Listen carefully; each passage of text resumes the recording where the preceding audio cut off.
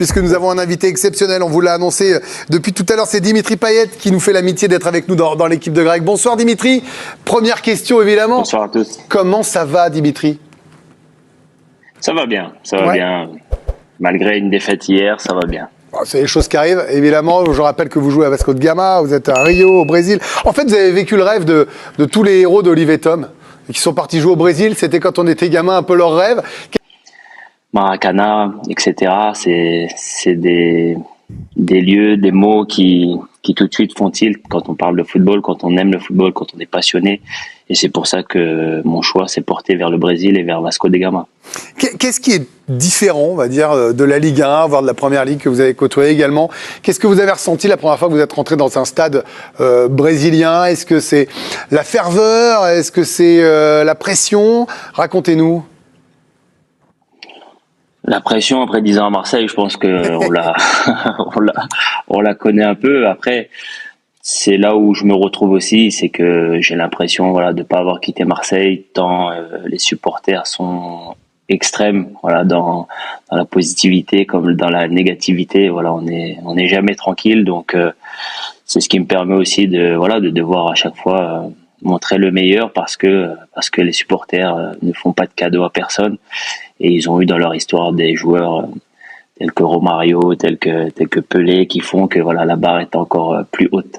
On va partager la parole avec tous ceux qui sont autour de la table, mais un mot également pour vous demander si l'aventure d'André-Pierre Gignac, quand vous êtes parti là-bas, nous on y a pensé, alors lui c'est au Mexique, vous êtes devenu une icône avec les Tigres, est-ce que ça a été une source d'inspiration ? Peut-être que le mot est un peu fort. Est-ce que ça a été un pionnier qui vous a donné envie de rejoindre l'Amérique du Sud ou l'Amérique centrale pour lui ? D'inspiration, non, parce que si je dis ça, Dédé, il va pas me lâcher après. Donc, mais on va dire que, en tout cas, ça m'a rassuré dans le sens où c'est vrai que de partir sur un continent aussi loin, hors de l'Europe, c'est jamais évident. Mais quand j'ai vu à l'aéroport l'amour que les supporters m'ont donné, j'ai tout de suite compris là où je mettais les pieds et ça m'a rassuré dans mon choix.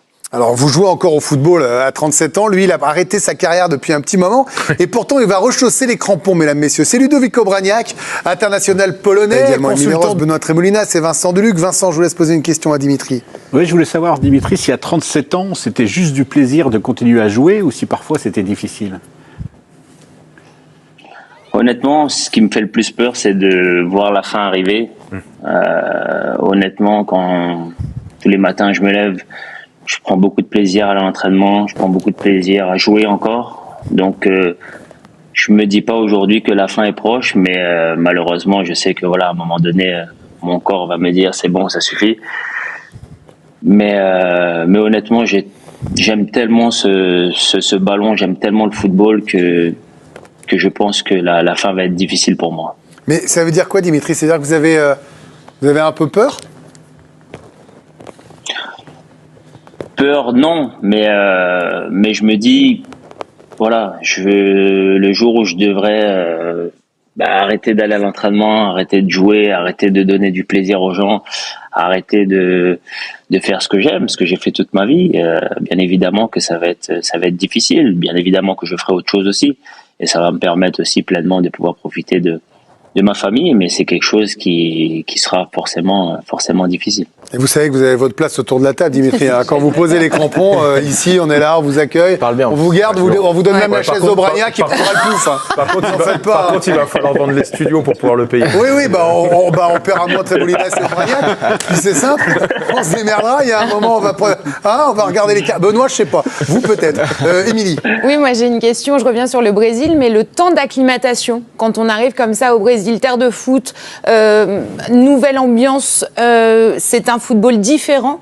Combien de temps tu as mis à t'adapter et à saisir les codes de ce football finalement, qui n'était pas forcément le tien ? Honnêtement, le plus dur, ça a été, comme l'a dit Ludo, j'ai joué en première ligue, donc l'impact, je connais. J'ai fait des matchs internationaux, donc l'impact physique, on connaît. Le plus dur pour moi, ça a été le climat. Parce que en termes d'humidité, en termes de chaleur, un dimanche à 16h quand il fait 38 et il fait lourd, c'est vraiment très très très difficile de jouer. Et surtout le calendrier, le calendrier qui est très très chargé au Brésil. Nous qui ne jouons même pas de Sud-América ou de Copa Libertadores, on arrive à avoir un calendrier chargé. Alors ceux qui jouent ces coupes-là, je sais pas comment ils font, mais honnêtement c'est très très difficile. Et la Copa Libertadores, on verra ça sur la chaîne Équipe, c'est samedi soir. On a hâte de vous présenter ce foot. J'ai envie de dire légendaire, même culte, qui plaisait tant à Didier Roustan, parce que quand je vous vois avec ce maillot, moi je peux pas m'empêcher de penser à Didier qui nous a quittés bien trop tôt et qui portait ce maillot, que ce soit ici sur la chaîne ou dans ses blogs ou régulièrement. Benoît Tremolinas également, une question pour vous, Dimitri. Ouais, d'ailleurs, je voulais dire félicitations d'être parti au Brésil, parce que je me souviens lorsqu'il a signé au Brésil avec tous mes potes, on se disait enfin, il y a quelqu'un qui est parti pour le football et non pas pour l'argent, parce que j'imagine que tu as dû être sollicité par de nombreux championnats exotiques, mais voilà, je pense que tu as préféré aller dans un pays de football, donc voilà, c'est bravo à toi. Et j'avais une question, parce que Mariano, qui a joué avec moi au Girondins de Bordeaux, me disait, au Brésil, tactiquement, c'est un peu compliqué, mais par contre, physiquement et dans l'intensité, c'est quelque chose. Alors je voulais savoir un peu ton avis sur ça. Tout d'abord, merci. C'est vrai que, comme je l'ai dit, l'argent n'a jamais été le facteur premier dans ma carrière. Et je pense que je le vis très bien comme ça. Et c'est pour ça que je me retrouve ici, au Brésil aujourd'hui. Ensuite, Mariano, je l'ai croisé il y a pas longtemps parce qu'on s'est affronté en demi-finale de la Coupe du Brésil. Mais c'est vrai que on a l'impression que ils sont trop généreux. C'est même pas de la tactique, c'est qu'au bout de 5 minutes, tu as l'impression qu'il y a 1-1 et il faut qu'il y ait un but vainqueur. Ça part dans tous les sens. Non, mais honnêtement, ça part dans tous les sens. C'est Mariano. Après, c'est beau. Il y a pas beaucoup de 0-0 ici. C'est rare. Donc, mais c'est vrai que la tactique passe après le football, parce que c'est vraiment des joueurs qui sont engagés, des joueurs qui veulent aller toujours vers l'avant, toujours essayer de marquer un but de plus. Donc je suis seul ici, donc je suis devenu consultant malgré moi, vu que je regarde tous les matchs, le Brésil, l'Argentine, la Coupe d'Europe, la Sud-Amérique, je regarde tous les matchs. Donc oui, bien évidemment que j'ai un œil plus particulièrement sur l'OM, parce que c'est le club où j'ai passé le plus de temps, même si je regarde aussi les autres matchs. Donc non, à moins que ça arrive où j'ai un match en même temps que l'OM, je regarde tous les matchs. De Marseille, où je l'ai vu déjà dans un rôle, je l'ai vu changer en tant que capitaine, je l'ai vu déjà comme un dirigeant. Il avait ce calme sur tous les incidents qu'il y avait eu. Je sentais qu'il se tramait quelque chose sur peut-être un arrêt, une intégration dans le staff, ou peut-être coordinateur sportif. Et puis il y a eu ce départ au Brésil, qui m'a pas, comme ça a été assez soudain. Donc la fin avec Marseille a été un peu floue.